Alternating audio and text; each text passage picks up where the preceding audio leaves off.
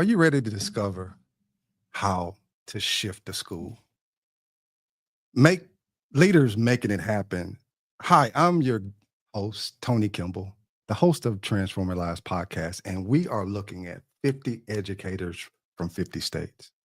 My next guest is definitely no stranger to success, no stranger to the leadership position. My next guest is Miss Ashley Moore, an award-winning educator, nationally certified principal mentor, over 15 years of experience transforming education through innovation. Now, most recently, she was recognized as the 2024 Connected School Leader Award. She's leading the charge. Look, we're going to get into a conversation. I think everybody's here to hear her, but then also there's a part that I'm eager to hear about because this platform called Threads, she is making it happen. I looked at a couple of posts on the 15th. It's like thousands of people are engaging with the post. So she's going to have to tell me that a little later, how she makes that happen. But how to take this idea of AI, not Allen Iverson, but how do you take it and use it in your schools? I'm excited about what's going to happen through our conversation. Now, Principal Mo, as she sometimes is called, has already guided countless educators, school leaders to embrace cutting-edge technology to achieve transformation in their schools. She had track record speaks for itself. Now, in this conversation, you'll get just practical strategies, practical ways that you can have an impact in your school, and I am excited about it. I hope you are too. Let's go. Transforming lives. Inspiring stories from educators worldwide. Impact happening worldwide.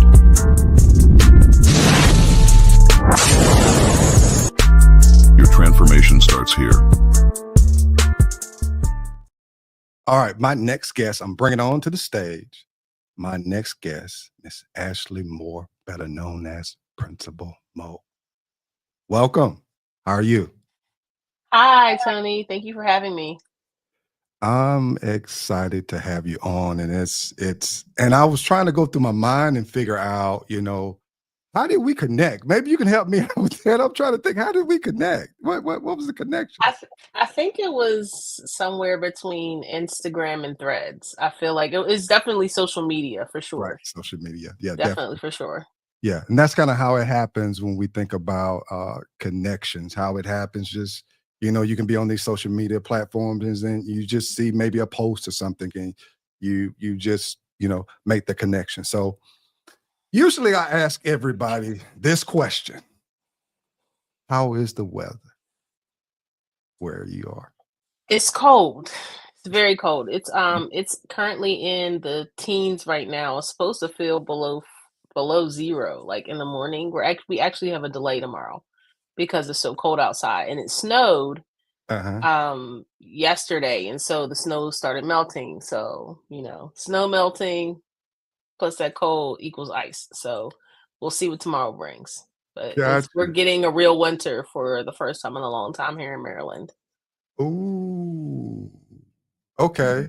That's interesting because the threat of ice tomorrow has shut down the local schools in my area. It's the threat. I don't know what's happening right now, but I think there's supposed to be either ice or snow or something supposed to happen on tomorrow, and they've shut down school. I think they shut down school for the next 2 days or something.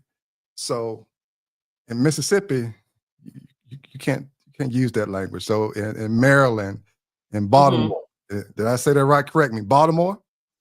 Baltimore. Well, Oh. I'm actually not from Baltimore, like some people say. So I say Baltimore. I pronounce it properly. Okay, gotcha. All right. I try to fill Like it Claire out. Huxtable, Baltimore. I try to fill it out. Gotcha. Well, good deal. So I want to jump right in when we think about this whole idea of 50 educators from 50 states. I am getting in contact with just dynamic leaders, and just my interaction with you on social media and what you're posting and questions and statements and your hot take of things. is our driving discussion. So I want to start out with this first question right here. What advice would you give a leader about driving transformation in education? It's a two-part, and inspiring positive change in their schools. Let's talk about it. Yeah, sure. What I've learned throughout the years, if I could just sum it up into a few words, I would say first, you need to have vision. You need to Mhm. have clarity about that vision and be able to communicate that vision. Be consistent in your actions about your vision, and then be willing to collaborate about what that vision looks like, and to bring people along the way in that process, and for them to have their own role in the vision. So making sure that the vision is exciting, that it's Mm. inspiring, Yeah, that it is something that people want to achieve and they want to attain for either themselves, for their students, for stakeholders, but right. then also being clear. I feel like sometimes in just learning about vision, Mhm. that sometimes we say, we want all schools to be to produce lifelong learners and for the 21st century. But what does that actually really mean? What does that look like? Right.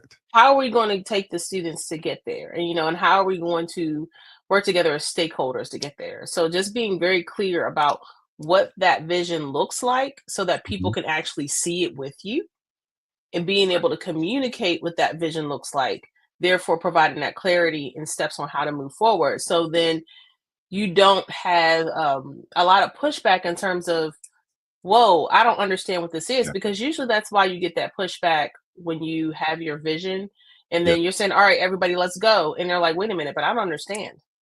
Yeah. I don't understand this. I don't, what's in it for me? Like there Right. are certain things that they may not get. And then just being consistent and making sure that everything is about that vision, and it's student centered, and then also being willing to collaborate. Um, Mhm. Robin Jackson says, "Be be flexible on the details, but very strict on the vision." Mm. So sometimes it's not always about the process and the how. It's more so the end goal in getting there. Yeah. So that's it. Vision, clarity, consistency, and collaboration.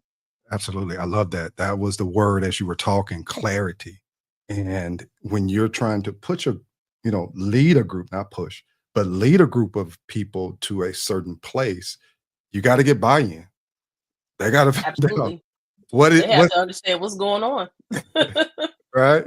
And what's in it for me? And it Right. seems as though that's selfish on their part, but that's their investment, right? Nobody invests in something that they, number one, don't have clarity about, nor do they see the value in it as well. So yeah, that's good. That's good. Absolutely. So you know, still on the lines of leadership, because you know, think about John Maxwell. He's my guy. All right. Yes. Leadership is influence, no more, no less. That's what leadership that's the thing that's kind of in my head.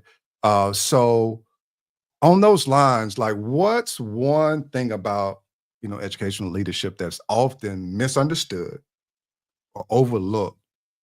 And can we talk about how leaders can address it effectively? I think I can't just say one thing because there's a lot of things that people really don't understand. Okay.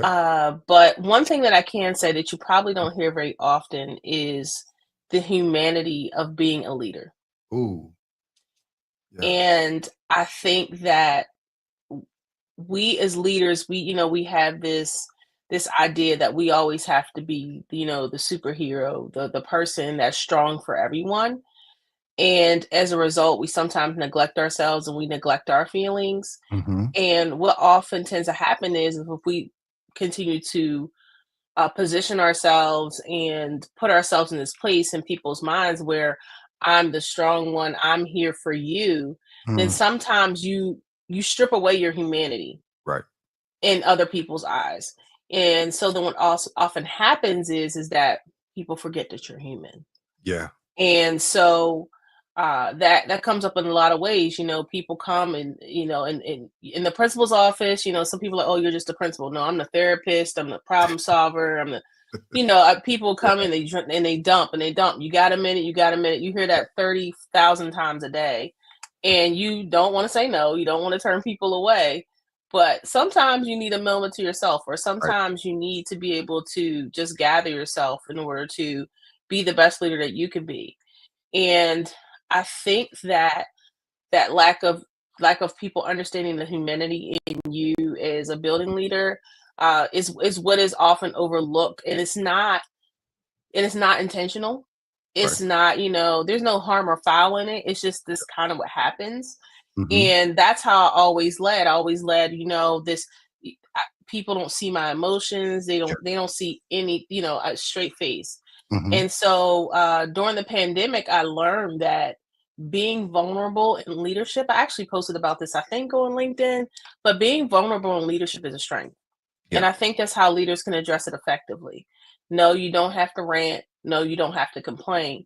But there are times when you do have to be vulnerable about who you are, and what you do and what you're all about.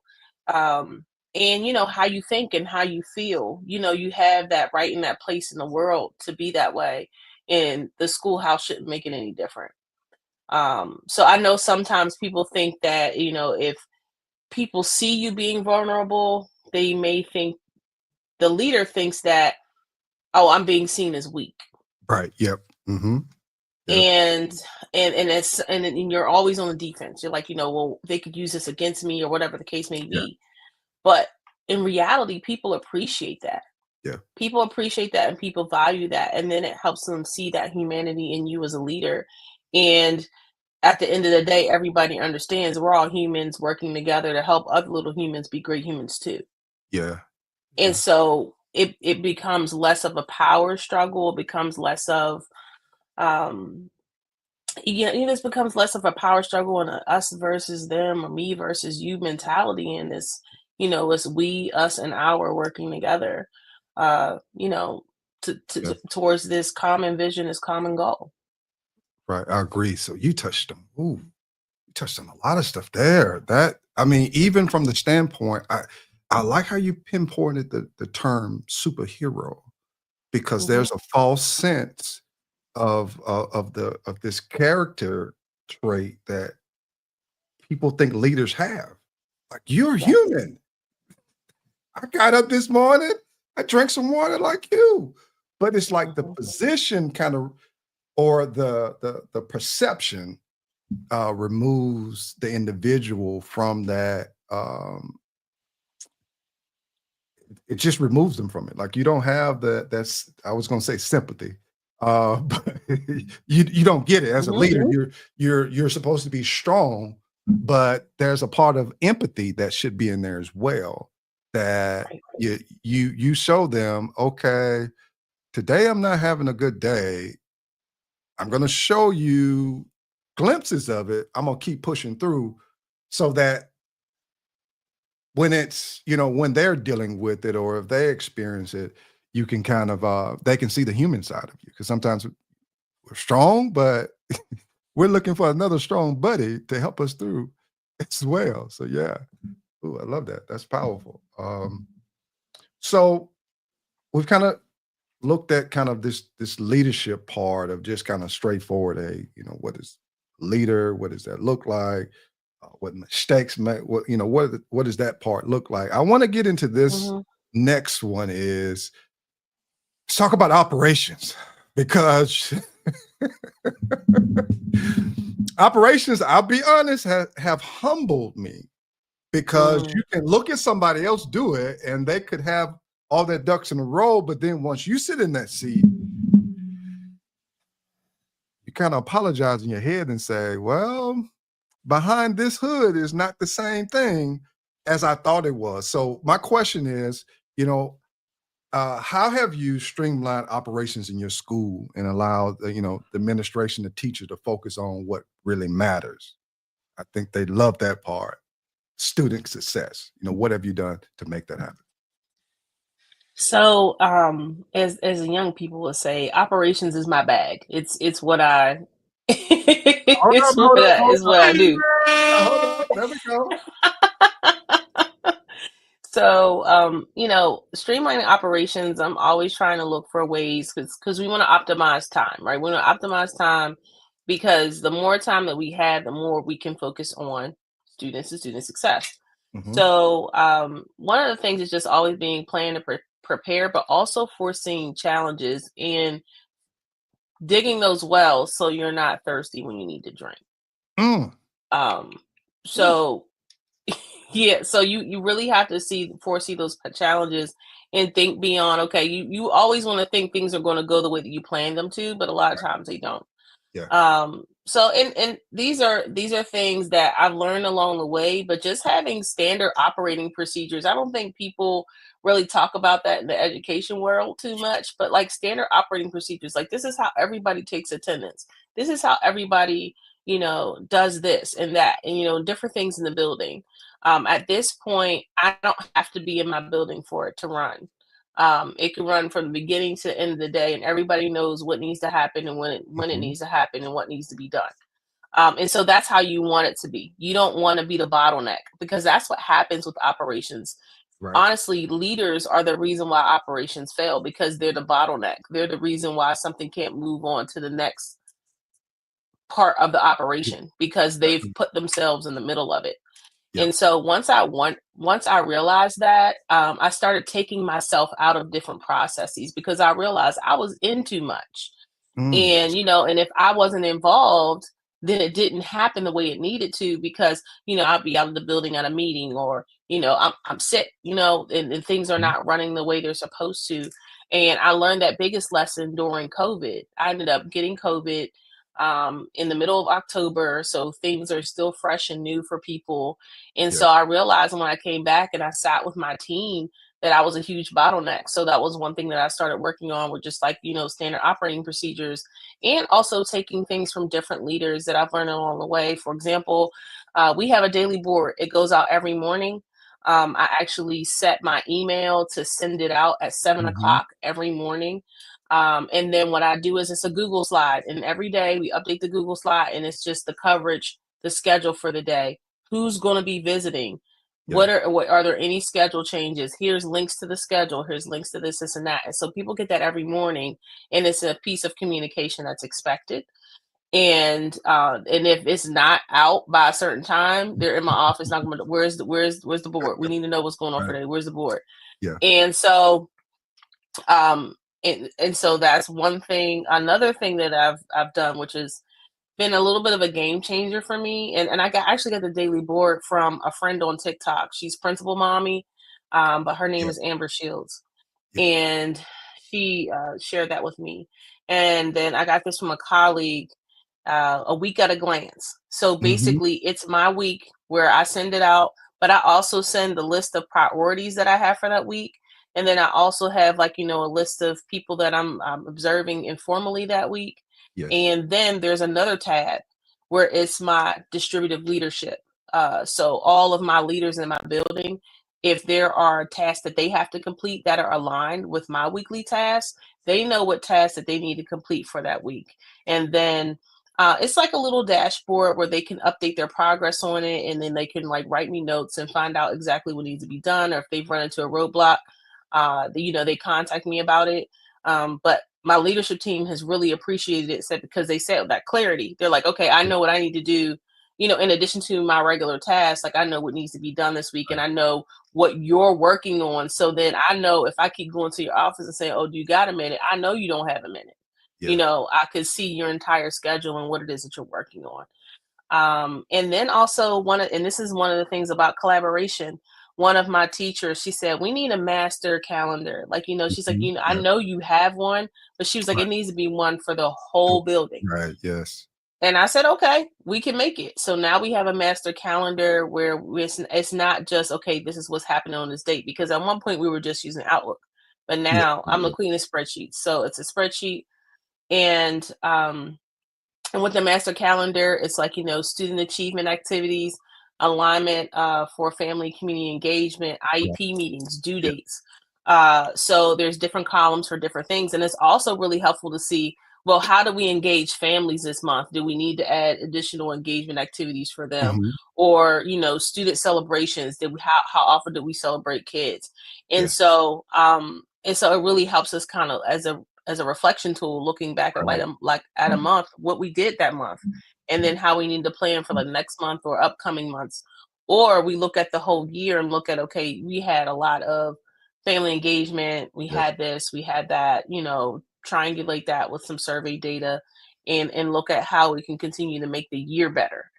And also not to overload. For example, having that master calendar, it helped me visually to see that Mhm. we were overloading on the evening events, not Yeah. for the families, but for me, because I had to be at all of them. Right. Yeah. So, the standard rule is that we try not to have no more than two a month.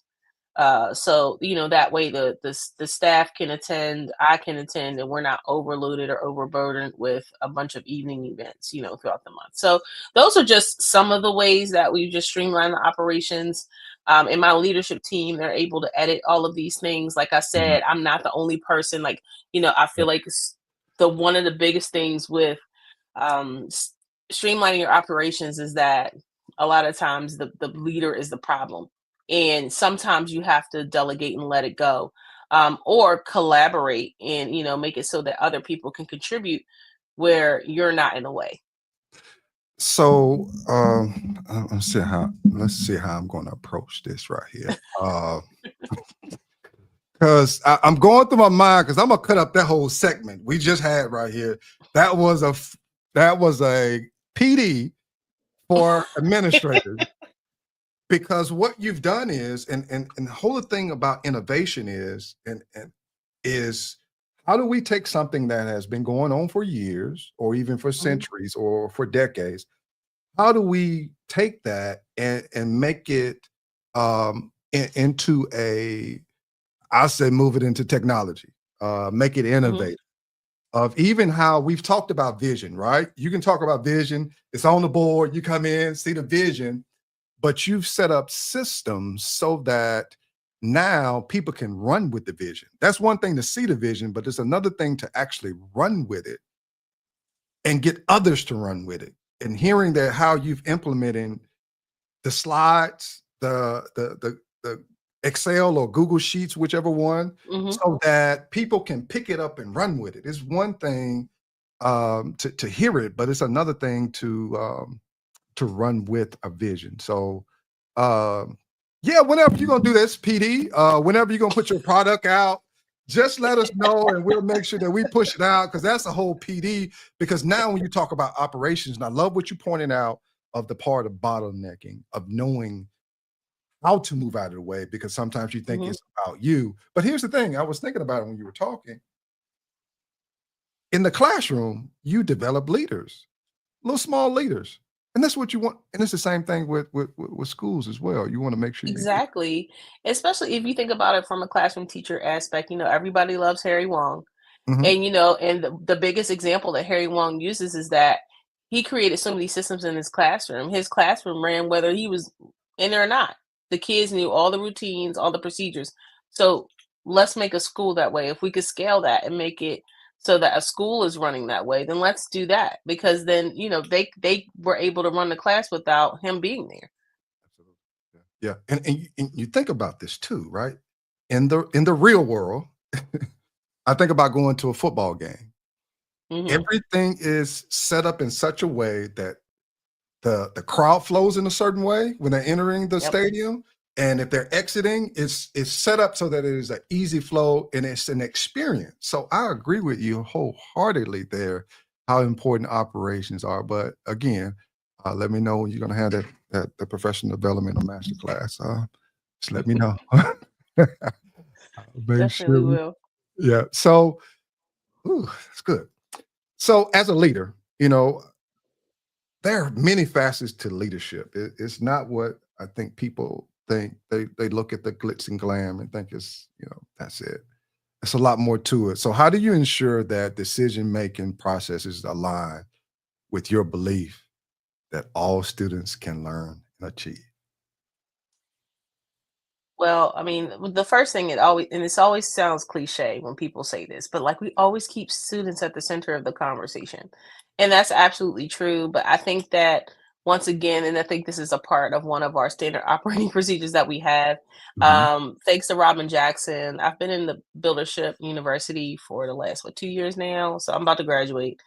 And one of the things that we learned about is when we talk about our vision and our mission and our core values, it actually creates like this triangle, and then you have a North Star. So essentially, Uh, that's what everybody's working toward. And so, what we actually have is we have a decision making tool.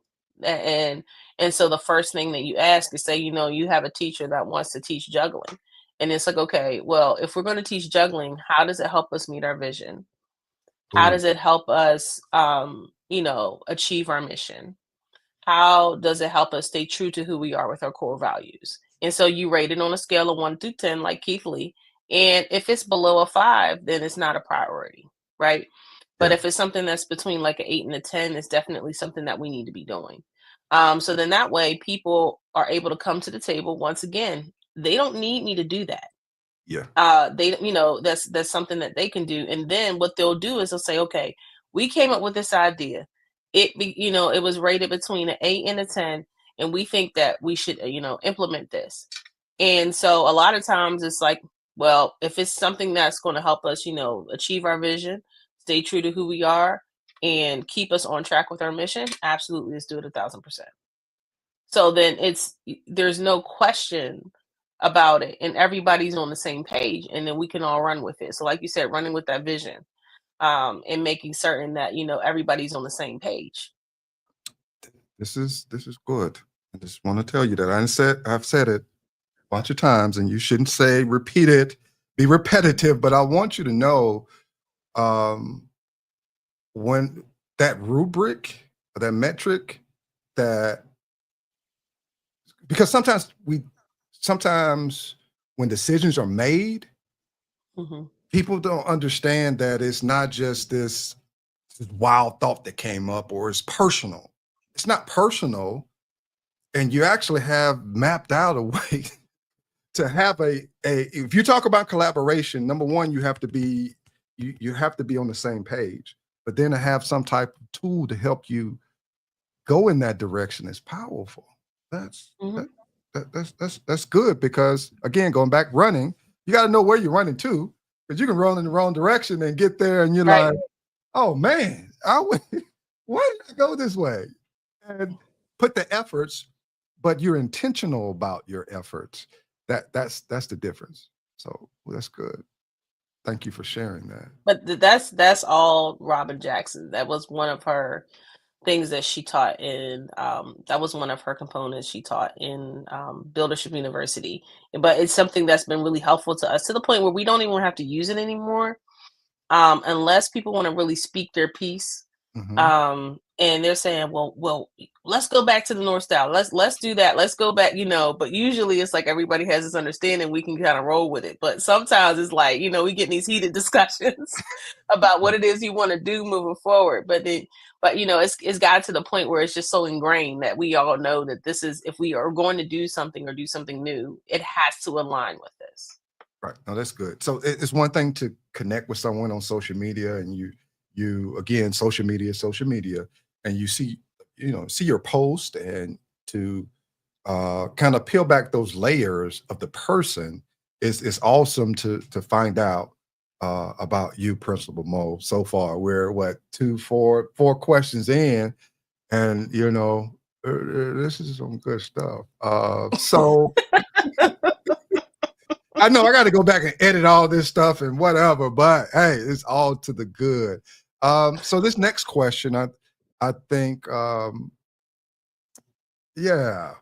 So in what ways have you just used artificial intelligence in your leadership practice? I want to chime in. I'm telling you. Let me tell you now. I wanted to chime in when you post stuff. I've been wanting to chime in, but I'm going to listen today, because I love what you're doing. I love what you're talking about. I can see what you're talking about. So how has it supported the growth and then the equity? And, how would you advise others to start exploring it and not thinking how can you help others to explore using AI? I think well, not I think, I know. So artificial intelligence is not even the next big thing in education. It's been here. It's just Mhm. it hasn't been embraced. Right. I've actually been using AI since I found out about ChatGPT, and it was in beta testing. And Right. so I requested to be a part of beta. So that's how long I've been using it. So that was what, 2022? Yep. Yep. And so one of the things that I was doing basic things like, improving communication. And I say that's basic. That's advanced for some people, but it's basic for me at this point. Improving communication, and I found out it could write rubrics. So I was teaching teachers here and there, like, hey, put your criteria and make this rubric. And so then they're like, well, it doesn't look right. It's not formatted correctly. And then it was like, oh, well, you can ask it for this particular output for Mhm. it to format it as a table. And Yep. so, and then I showed one teacher, and every single day he would come back and be like, I did this with AI. I made a meal plan. I made a workout plan. I made Yeah. this. And Yeah. he was doing all kinds of stuff that didn't even have anything to do with the classroom, but it was just really fun to discover that with someone else. And I started small. I will say that AI is not something that's widely used in my building right now. And I think just because people are really apprehensive in using it. And Yeah. so the way I've been able to leverage it and to be able to show people that it's good, it's good for use is a time saver and a productivity tool. Yeah. When Yeah. you shape it in that way, people are like, huh, okay, well, I do have a lot of work to do. What'd you say about this AI again? So just some of the things that I've been able to use it for as a school leader is for data analysis, having another lens, triangulation of data, looking at multiple Mhm. data points and trying to uncover things that I may have missed. Yeah. Basic communication, also thought partnering. I don't think people really realize, even though it's not a being, it's intelligent. And so even looking at you could ask it, pretend you're Zaretta Hammond and look at, my professional development and, how does this address, the different parts of the brain and learning, or I had this idea. This is my idea. What are some obstacles or challenges that I'm not seeing that I may face that I may have to, address later down the line? Absolutely. So it's even good for that. Because this job is lonely. I mean, I do have an assistant principal, but still there are times where I'm just like, I have to get out of my own head and sometimes just get some thoughts out and see, what, instead of just throwing spaghetti on the wall and seeing what Right. sticks. But one example, I just did this actually with my one of my teams this past week in collaborative planning. I taught them how to unpack a standard using AI. Mhm. And so we unpacked the standard together. I engineered a prompt for them to use with the standard. And we unpacked the standard. But not only did we unpack it, I asked for the specific verbs that are in the standard. Right. Boom. So if you unpack the standard, you have the verbs. That means you have your verbs for your objectives. That means I should not see identify all week. Okay. All right, that's one thing out the way. Then the second part is, now tell me how to scaffold this standard so Yes. that all the students are able to meet it proficiently. Mm. Then, as a follow-up, because now we're preparing for testing, then what I would like for you to do is I would like for you to take this standard and then create 5 questions that mirror our state test. 5 different questions that match those task types. Yes. Spits it all out. And so I showed them that, and they were like, oh, I'm using this every day. Right. Then I also showed them, I said, look, you can create your lesson plan, and then you can put your lesson plan through, you could use Magic School AI or you could use Brisk, and Yeah. it'll create your slides for you. Absolutely. And then I said, look, you could get your planning done literally in one planning period with AI. Yeah. I was like, if you use it properly. And I was like, but I said, the only thing that you have to do and make certain that it's right for your kids, number 1. Yes. Number 2, you have to make sure that the content is accurate and it's reflective of, the curriculum and what we're teaching.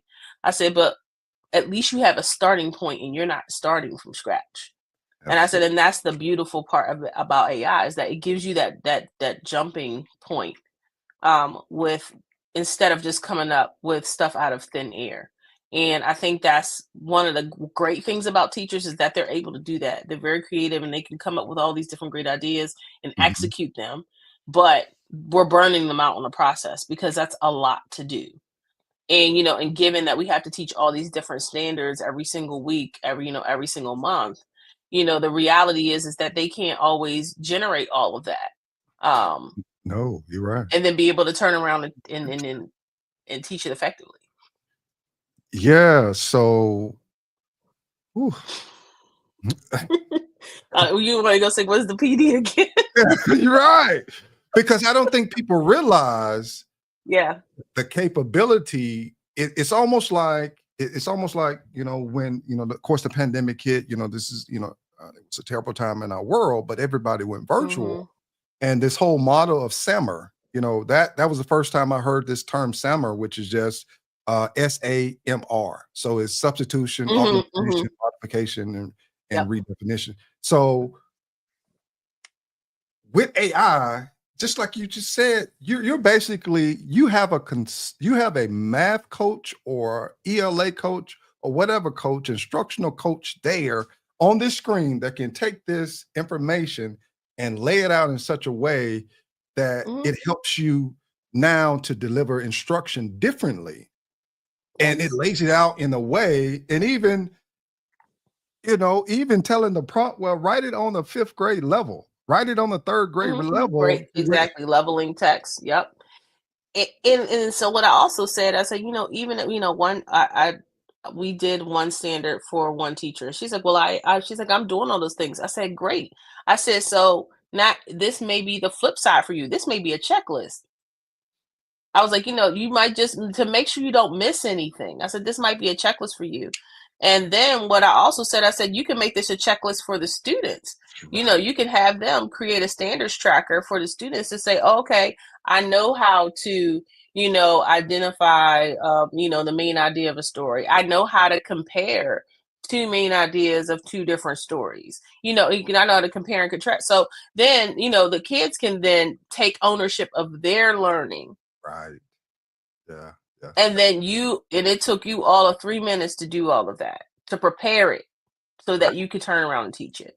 Right. Or even take a text and Hmm. have AI to create a text that models that. So if you're looking, instead of having those resources or saying, well, Hmm. I'm looking for another text that's on this particular reading level, you can put that text in there and allow Hmm. AI to rewrite one for you, and you can kind of go through it and kind of look through and make sure that it's grade appropriate. But yeah, whew, Right. Or to create guided notes, and create access for those students who may have trouble, like, taking notes, doing note take. I mean, you think about like equity and access, AI, it helps really level that playing field. it, it does. I'll say this in the being able to do what I'm doing right now of talking Hmm. to educators across the nation and having those tools at my disposal to be able to navigate these parts. Um, if AI was not here, mm-mm, I wouldn't have you can have the knowledge, but you're limited, and you're able to use this artificial intelligence to help you navigate these waters because Right. it's different. So, yeah, whenever you this make the flyer, however you want to make the flyer, just however you gonna make it. Fiverr does flyers, or you get AI to do the flyer. Hmm. However you want to do it, just go ahead and get this one out because I what have one happens. more. Okay, go ahead. I Go have ahead. one more. So, have you used Notebook LM yet? I've heard of it. I Notebook haven't. Yeah, LM. yeah, I heard of it. Yeah. What? So you could take lengthy text, like, for example, the teacher contract, right? Mhm. You could upload the teacher contract, and then what it'll do is it'll keep it there. And so, say for example, you know, um, somebody has some sort of grievance, or they say that this is in the contract, or let's go to the contract language. Well, instead of doing control F and control find, Right, right, and yeah. then trying to find the terms and then clicking through and finding the right section and article, all you have to do is go in Notebook LM and you can ask the question that the person's asking you, and it'll find the actual language that answers your question directly. And then you can then just copy and paste that language and send it to them or whatever. But what it also does is it turns lengthy text into a podcast. And so what it'll do it'll regenerate it, and it'll have like two people talking about it. Yeah. So it's like it's incredible. I mean, you think about like, somebody who or like say you're in grad school, you don't have time to, do all this reading and be a, you're getting your PhD, and you could like literally take you research and turn it into a podcast and then listen to it while you're driving to work. So listen, back when I got my stuff together, if they had that, oh my goodness. You got these, of course they're catching up in terms of, Right. in terms of making sure that, you have, you do it the correct way. I'm on live stream, so let me stay in the right lane. So making sure that you turn in your own work. But Absolutely. Right. But if this was way back when I got my stuff, yeah, life would have been a little different. But I wish I would have had the conversation before, because you know what I would do? I would share my screen and we will write some prompts. We will put some prompts in here. But we didn't talk before. But that's, I got my chat right here is on my left hand side. I got Chat GPT. It's right. Let me, in fact, let me go ahead and show. Where is it? Let's get this window over here. Let me make sure I have the right stuff up first. Now, let me put up anything. Hold up. Let me change it. I'm going to bring. You know what else you need to get? What's that? Claude, the recorder. I got Claude. Yes. Yep. No, not Claude. Claude is PLAUD. Okay. So it's an AI recorder. You get like 300 minutes a month. But what it does is, and I just saw it today, I'm going to make a video about it. Like my mind is completely blown. I got it from Amazon. And what it does is it records whatever you needed to record. It transcribes it. But then what it also did, oh my goodness, I wish I could. I don't know if I could on the Mac. I don't know, but what's the name what of it did? Spell it again. Claude, PLAUD. UD. Mm-hmm. Did I spell it PALUD? Plod. Yep, PLAUD. Okay. Yes, and so it gave me a transcription, but then it also gave me a summary. And what it did is it made an overview. It gave me title. It made an outline of my whole conversation that I had. And this was a conversation with me and two other people. Then and then it gave me next steps, and then also points of clarity, things that didn't have answers to them, or things that were left, without a conclusion. It gave me action items. It gave me, some points of clarity to ask questions. But then it also gave me a mind map. It gave me a map of everything that we talked about. When I tell you, like, you think about it, if you're sitting sitting in meetings, and if the notes are already done for you, the action steps, things like that. I mean, those are roles that we assign people in meetings to do. Right. Yes. I agree. Like these are things that we assign people to do in meetings. And I know part of it is like, to keep people on task, but if we were actually focusing on the work and like engaging in the conversation, hold on. like, so that's what I talk about with AI all the time, is that we're focused on the people, is that, putting the people over the paperwork, focusing on the people, focusing on what matters most, then we can kind of get these like rudimentary archaic things out of the way. So I can talk to you about AI all day. I don't know if you have another hour. so number one, where did you come from? Let's figure this out. I introduced you, but where did you come from? You're like, this is it, because you're used to, sometimes with routines, you're used to, this is the way I used to do it, and being able to optimize it is not necessarily on your mind. Instead of giving somebody that responsibility, like I did today in my meeting today, Zoom, Firefly, whoever that person was over there, took down everything and gave me that feedback. Oh my goodness! I'm sorry for cutting you off. You just got me excited over here. No, yeah, that's what it does. It gets you excited. So, Yeah, or like I say, it makes my heart happy. yeah. But yeah, I play with AI like pretty much all day. I just try new things. I think about, it wouldn't be cool if it could do this. I have I've even been researching on how to create my own GPTs and seeing how that works. Um, yeah, because Go ahead. like I'm sorry. Go I ahead. really I would really love, like, there's some things that are all like in my brain that I'm like, I really would, if this was a GPT, like it would be a lifesaver. So we'll talk about that in just a moment offline. But yeah, you didn't got my Mhm, mind to going. This is at a point. I'm a former football coach, but I did teach in my class. I had algebra 1 mhm, and 8th grade math, so I had a state test, so I had to teach.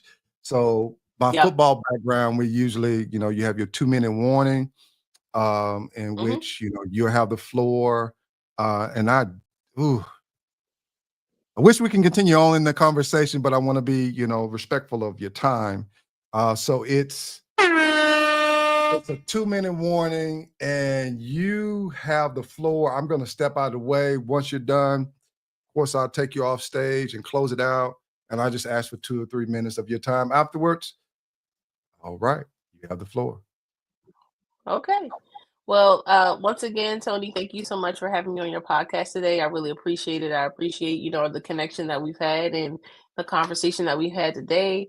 I always like to do some little shout outs. So shout out to my staff because they do listen to when I do these podcasts. Shout out to them for kind of just like, running with some of my crazy ideas and, and seeing the vision and hanging in there with me. Shout out to my principals, my friends, and my colleagues that, I've been working with for a long time. Dr. Ryan Daniel, Brandon Pinkney, Alicia Manning, and a host of many, many others. Shout out to all of my educator friends who are on the internet with me, on Instagram, on Twitter. Well, not so much Twitter anymore, everybody left, but on TikTok as well. Shout out to y'all, and also shout out to my husband. I feel like spouses are the real unsung heroes of education for many reasons, and also to my boys. I have twin boys who are 9, and they really do keep me going. But yeah, that's my. I love what I do. I love education. This is the first and the last thing that, like, this is the first and last career I've ever had. I've always worked with children, so anything that helps, like I said, us humans collaborating to make little humans better humans. That's what I'm about. Absolutely. Thank you so much. Gonna drop you in the backstage, but don't go anywhere. All right. Okay. All right. So when we think about just education, education is going to be here forever, but it's how are you educating your students? I give a shout out to Principal Mo. Now, when we talk about technology, I love it. And to hear, as I said earlier, you see information that's being put on the internet, put it on social media, but then to listen to the person to make those connections of, oh, that's that post. Oh, this is so it's great to hear that. Guys, thank you so much for viewing this particular podcast. Make sure you connect with Principal Mo. She's on Threads by Principal Mo. Instagram, just search it, connect with her because she is one that is very engaging with her content. And as you heard tonight, as you're listening, she has some great, powerful insight on how to be an effective leader and educator. So again, guys, thank you so much for joining. Subscribe to Transforming Lives podcast on YouTube. I appreciate it. Guys, it's time to go. I hate to go, but we got to go.